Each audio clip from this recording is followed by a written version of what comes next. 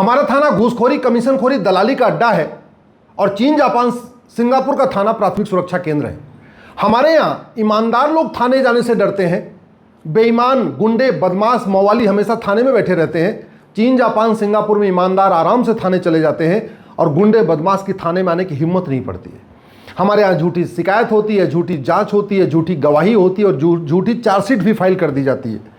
चीन, Japan, Singapore में न झूठी शिकायत होती है, न झूठी जांच होती है, न झूठी गवाही होती है और न झूठी चार्जशीट फाइल की जाती है। हमारे यहाँ FIR लिखवाने के लिए कई बार आपको सांसद विधायक से सिफारिश करवानी पड़ती है। चीन, जापान, सिंगापुर में जाइए, आप लिख के दीजिए, तुरंत शिकायत हो जाएगी, तुरंत FIR आपका दर्ज हो जाएगा। हमारे यहाँ जांच सालों साल चलती रहती है, खासतौर पे नेताओं की, नौकरशाहों की जांच तो पूरी होती नहीं है। कई बार तो ऐसा होता है जिसके खिलाफ मुकदमा लिखा गया वो खुद ही खत्म हो जाता है, उसके बाद जांच अपने आप बंद हो जाती है। चीन, जापान, सिंगापुर में तो 1 महीने 2 महीने के अंदर जांच पूरी हो जाती है। हमारे यहाँ हर प्रदेश की पुलिस का अलग रवैया होता है। केरल की पुलिस के अलग बिहेवियर है, यूपी का पुलिस अलग तरीके से काम करती है, दिल्ली पुलिस अलग तरीके से काम करती है। चीन, जापान, सिंगापुर में पूरे देश में पुलिस का व्यवहार एक समान होता है। हमारे यहाँ सत्ता बदलते ही पुलिस का व्यवहार बदल जाता है। यूपी में भी अखिलेश की सरकार में अलग व्यवहार रहता है पुलिस का, बाबा जी आ गए, योगी जी, तो पुलिस का व्यवहार अलग है। ममता जी थी बंगाल में तो पुलिस का व्यवहार अलग था, जब से शुवेंदु जी आए हैं पुलिस का व्यवहार अलग हो गया। तो सत्ता बदलते ही पुलिस का व्यवहार बदल जाता है। चीन, जापान, सिंगापुर, अमेरिका, इजराइल, कोई प्रधानमंत्री हो जाए, कोई राष्ट्रपति हो जाए, किसी की सत्ता आ जाए, पुलिस के रवैये में कोई चेंज नहीं आता। पुलिस उसी तरीके से काम करती रहती है, पुलिस उससे प्रभावित नहीं होती सत्ता से। हमारे यहाँ फर्जी इनकाउंटर होता है, चीन, जापान, सिंगापुर में फर्जी इनकाउंटर नहीं होता। हमारे यहाँ नेता के साथ अलग व्यवहार पुलिस करती है, जनता के साथ अलग व्यवहार करती है, गरीब के साथ अलग व्यवहार करती है, अमीर के साथ अलग करती है, मजदूर के साथ अलग व्यवहार होता है, मालिक के साथ अलग व्यवहार होता है। चीन, जापान, सिंगापुर में पुलिस का व्यवहार सबके लिए एक समान होता है। लगभग थोड़ा बहुत डिफरेंस तो रहेगा लेकिन सबके लिए एक समान होता है।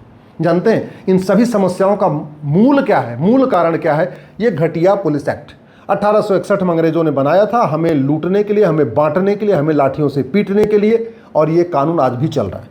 इसी 1861 वाले पुलिस एक्ट का उपयोग करके जलियांवाला बाग में गोली मारी गई थी। इसी कानून का उपयोग करके लाल बाल पाल को पीटा गया, भगत सिंह, सुखदेव, राजगुरु को फांसी हुई। इसी घटिया पुलिस एक्ट का उपयोग करके वीर सावरकर जी को काला पानी दिया गया।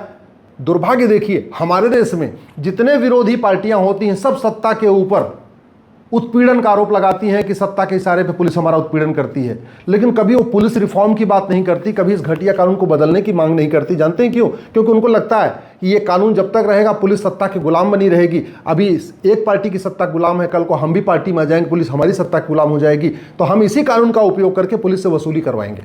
हमारे देश में हवलदार, थानेदार सब मिलकर वसूली करते रहते हैं। क्यों? क्योंकि वो केवल अपने नहीं करते, उनको ऊपर तक देना होता है, और उसका भी मूल कारण यही घटिया कानून है। इसलिए अगर आप चाहते हैं कि देश सुरक्षित बने, पुलिस का व्यवहार सबके लिए एक समान हो, तो इस घटिया कानून को बदलने की मांग करिए। एक 1 नेशन 1 पुलिस कोड लागू करने की मांग करिए, पुलिस चार्टर लागू करने की मांग करिए, 1 नेशन 1 पिनल कोड लागू करने की मांग करिए, एक इन्वेस्टिगेशन चार्टर लागू करने की मांग करिए। भाई चोरी, लूट, झपटमारी अगर पूरे देश में हो रही है तो उसका इन्वेस्टिगेशन का प्रोसेस एक ही होना चाहिए ना। हत्या, बलात्कार पूरे देश में हो रहा है तो हत्या में क्या क्या हमें सवाल पूछने हैं, 20 सवाल, 50 सवाल, उसकी लिस्ट होनी चाहिए, स्टैंडर्ड एक लिस्ट बन जानी चाहिए। बलात्कार में हमें कितने सवाल पूछने हैं, मान लो 50 सवाल पूछने हैं, 60 सवाल पूछने हैं, 50 पॉइंट के ऊपर जांच करनी है, उसका एक स्टैंडर्ड फॉर्मेट होना चाहिए, पूरे देश की पुलिस उसके लिए जांच करना चाहिए। ऐसा तो नहीं होना चाहिए ना कि हत्या के केस में यूपी की पुलिस अलग जांच करे, बिहार की पुलिस अलग जांच करे, बंगाल की पुलिस अलग जांच करे। एक हमें अपराध के हिसाब से एक स्टैंडर्ड क्वेश्चनर बना लेना चाहिए। आतंकवाद में ये हमारे 100 सवाल होंगे, अलगाववाद में ये 100 सवाल होंगे, माओवाद नक्सलवाद में ये सवाल होंगे, हत्या बलात्कार में ये सवाल होंगे, साइबर फ्रॉड में ये सवाल होंगे। जो भी हमें जांच करने का एक स्टैंडर्ड फॉर्मेट होना चाहिए। इसी तरीके से एक स्टैंडर्ड एविडेंस, हमें एविडेंस चार्टर होना चाहिए हमारे पास पूरे देश में कि किस अपराध में क्या क्या एविडेंस इकट्ठा करना है, किस अपराध में क्या क्या हमें बिंदुओं के ऊपर सबूत इकट्ठा करना है, उसका एक स्टैंडर्ड फॉर्मेट होना चाहिए, जिससे आज सबूत के अभाव में कोई दोषी छूट ही न पाए। अभी तो होता क्या है कि पुलिस पैसा ले लेती है, स्टैंडर्ड फॉर्मेट है नहीं, हर जो आईओ है, जो हर जांच करने वाला अपने हिसाब से जांच कर देता है, जब उसको पैसा मिल जाता है तो पैसा जिस काम के लिए मिलता, पैसा अगर गलत जांच करने के लिए मिलता है तो गलत जांच कर देता, पैसा सही जांच करने के लिए मिलता है तो सही जांच कर देता है। कुल मिला के वो पैसा लेता ही लेता है, सही जांच करने का भी पैसा लेता है, गलत जांच करने का भी पैसा लेता है। चीन, जापान, सिंगापुर में ऐसा नहीं होता है। और यहाँ इसलिए हो रहा है कि ना हमारे पास पुलिस चार्टर है, ना हमारे पास एविडेंस चार्टर है, ना हमारे पास इन्वेस्टिगेशन चार्टर है, ना पुलिस की अकाउंटेबिलिटी, रिस्पॉन्सिबिलिटी फिक्स करने के लिए हमने कोई प्रोसेस अपनाया है। तो मनमानी चल रही है, फिर वही मनमानी चलती जा रही है। अगर हमें वास्तव में इस देश में रूल ऑफ लॉ कायम करना है तो सबसे पहले हमें ये जो भारतीय न्याय संहिता बनी है ना, इसको हटा के जैसे अमेरिका का ये फेडरल पिनल कोड है ना, ऐसा one nation one penal code लागू करना चाहिए। ये जो हमने घटिया 50 कानूनों का मकड़जाल बना रखा है, उस मकड़जाल को बंद करना चाहिए। जैसे यूएस में ये फेडरल पिनल कोड है, आपको दिख रहा होगा, इसमें हर अपराध का एक चैप्टर है। हमारे देश में हर अपराध का एक अलग कानून है, जैसे घूसखोरी का अलग कानून, जमाखोरी का अलग कानून, मिलावटखोरी का अलग कानून, कालाबाजारी अलग कानून। तो हमने 50 घटिया कानूनों का मकड़जाल बना रखा है। यूएस में क्या किया उन्होंने, 50 कानून नहीं बनाए, का एक ही किताब बनाई, एक ही कानून बनाया, इसी में 150 चैप्टर बना दिए। और चैप्टर वाइज फायदा क्या होता है, अल्टीमेटली सजा होगी कि नहीं होगी इस बात पे डिपेंड करता है कि एफआईआर कैसा लिखा गया है। एफआईआर लिखने वाला कौन होता है, सिपाही। सिपाही की क्वालिफिकेशन क्या है, 10वीं पास। 10वीं पास या 12वीं पास सिपाही जो एफआईआर लिखता है वो इतना काबिल नहीं है कि 50 कानूनों को पढ़े और 50 कानूनों की धारा को देखे और उसके बाद एफआईआर करे। अगर उसके पास एक सिंगल किताब होगी, कोई भी व्यक्ति आएगा जो भी अपराध बताएगा सीधे इसके इंडेक्स में जाएगा, इंडेक्स में चैप्टर 1, चैप्टर 2, चैप्टर 5, चैप्टर 10, और जब चूंकि दिन भर में 20 एफआईआर लिखेगा, 20 बार इसका इंडेक्स खोलेगा, तो कुछ ही दिन के बाद उसको चैप्टर याद हो जाएंगे कि चोरी, लूट, झपटमारी का ये चैप्टर है, हत्या बलात्कार का ये चैप्टर है, साइबर फ्रॉड का ये चैप्टर है। फिर एफआईआर लिखना आसान हो जाएगा। और अगर एफआईआर अच्छा लिखा जाएगा तो जांच अच्छी होगी, और जब एफआईआर अच्छा होगा, जांच अच्छी होगी, गवाही अच्छी होगी, तो ट्रायल अच्छा होगा, फिर मुकदमे की जल्दी सुनवाई होगी, फिर सज़ा भी होगी। साथ ही साथ अब समय आ चुका है कि इस कानून में हमारे देश में झूठी शिकायत, झूठी जांच, झूठी गवाही को सीरियस क्राइम डिक्लेयर कर दें। और जब भी कोई व्यक्ति थाने आए एफआईआर लिखवाने, तो जब भी वो एफआईआर शिकायत करे उससे अंडरटेकिंग ले लिया जाए कि जो कुछ मैंने लिखवाया है सही है, और अगर ये हमारी शिकायत गलत पाई गई तो मैं जानता हूँ मुझे 10 साल की सज़ा होगी।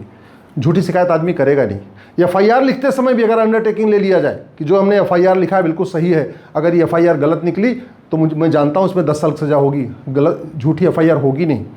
जांच करने वाले से अंडरटेकिंग ले लिया जाए कि जो मैंने जांच किया बिल्कुल ठीक है, मुझे पता अगर मैं झूठी जांच करूँगा मुझे 10 साल की सज़ा होगी, झूठी जांच नहीं होगी। गवाही देने वाले से अंडरटेकिंग ले लिया जाए कि जो मैं गवाही दे रहा हूं बिल्कुल सही है और मुझे पता है कि फर्जी गवाही, झूठी गवाही सीरियस क्राइम में मुझे 10 साल की सजा होगी। लोग झूठी गवाही नहीं देंगे। जब झूठी शिकायत बंद हो गई, झूठी एफआईआर बंद हो गई, झूठी जांच बंद हो गई, झूठी गवाही बंद हो गई, 50% मुकदमे तो ऐसे ही बंद हो जाएंगे और आगे से फर्जी केस नहीं आएंगे। साथ ही साथ हर जिले में एक फॉरेंसिक लैब बनाई जाए, हर जिले में बाकायदा narco polygraph brain mapping test करने के लिए लैब की व्यवस्था हो, फॉरेंसिक जांच की व्यवस्था हो, डीएनए सैंपलिंग की व्यवस्था हो, जो कॉल डेटा होता है, लोग एक दूसरे से बात करते हैं, कॉल रिकॉर्डिंग का वो पूरी एग्जामिन करने की प्रोसेस हो, हर जिले में एक जांच हो। और साथ ही साथ हमें पुलिस वालों का भी ध्यान रखना पड़ेगा। ये पुलिस वाले कोई तीसरी दुनिया से नहीं आते, यहीं भारत के रहने वाले हैं, हमारे देश के नागरिक हैं। वो भी किसी के पति हैं, वो भी किसी के पुत्र हैं, वो भी किसी के बाप हैं, वो भी इंसान हैं। उनको तो चूंकि वसूली का उनको वो बना दिया है, वसूली करने के लिए उनको लगा रखा है, तो क्या करें, वसूली करते हैं, ऊपर भी देते हैं, खुद भी रख लेते हैं। समाधान इसका यही है कि सबसे पहले पुलिस को इंसान समझा जाए, उसको भी वीकली ऑफ दिया जाए, उसको थाने में रहने की व्यवस्था किया जाए, उसके भी बच्चों की एजुकेशन की व्यवस्था किया जाए, हर तहसील में केंद्रीय विद्यालय खोल दिया जाए, जिससे उस तहसील में जो 4-5 थाने पढ़ते हैं सबके बच्चे वहाँ आराम से पढ़ सके। कि उनका ट्रांसफ़र हो जाता है, बार बार स्कूल बदलता रहता है तो बड़ी दिक्कत आती है बच्चों की। एक अगर उनके बच्चे केंद्रीय विद्यालय में पढ़ते रहेंगे तो पूरे प्रदेश में कहीं भी ट्रांसफ़र होता रहेगा, बच्चे हमेशा केवीएस टू केवीएस जाते रहेंगे तो उनका जो एजुकेशन वो डिस्टर्ब नहीं होगा। साथ ही साथ आवास की व्यवस्था बहुत ज़रूरी है। और सबसे इम्पॉर्टेंट, भ्रष्टाचार को आपको सीरियस क्राइम डिक्लेयर करना पड़ेगा, आपको भ्रष्टाचार के खिलाफ कठोर कानून बनाना पड़ेगा। पुलिस व्यवस्था तभी ठीक काम करेगी जब भ्रष्टाचार के खिलाफ कठोर कानून बनाना पड़ेगा। 100 रुपये से बड़ी नोट बंद करना पड़ेगा, 1000 के ऊपर कैश लेन देन बंद करना पड़ेगा, 10,000 के ऊपर प्रॉपर्टी को आधार से लिंक करना पड़ेगा। चीन जैसा कानून बनाना पड़ेगा कि जिसके पास काला धन मिला, बेनामी संपत्ति मिली, ऐसी संपत्ति मिली, ऐसे लोगों की प्रॉपर्टी जब्त होगी, सिटीजनशिप खत्म होगी और फांसी होगी। मैं कहता हूँ भारत की ही पुलिस, यही वर्तमान पुलिस दुनिया की सबसे स्मार्ट पुलिस हो जाएगी। हमारा थाना जो अभी प्राथमिक भ्रष्टाचार केंद्र है वो प्राथमिक सुरक्षा केंद्र बन जाएगा। लेकिन आपको नियम कानून बदलना पड़ेगा। गांधीवाद, नेहरूवाद, लोहियावाद, अंबेडकरवाद, पेरियारवाद की बात करने से पुलिस अच्छी नहीं होगी। सुबह से लेकर शाम तक तू मैं आरोप प्रत्यारोप, नूरा कुश्ती, बतौलेबाजी करने से भारत की पुलिस नहीं बदलेगी।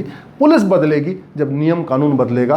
पुलिस बदलेगी जब हम इंफ्रास्ट्रक्चर चेंज करेंगे। और पुलिस बदल जाएगी अगर हमारा थाना प्राथमिक सुरक्षा केंद्र हो गया तो ये देश सुरक्षित हो जाएगा।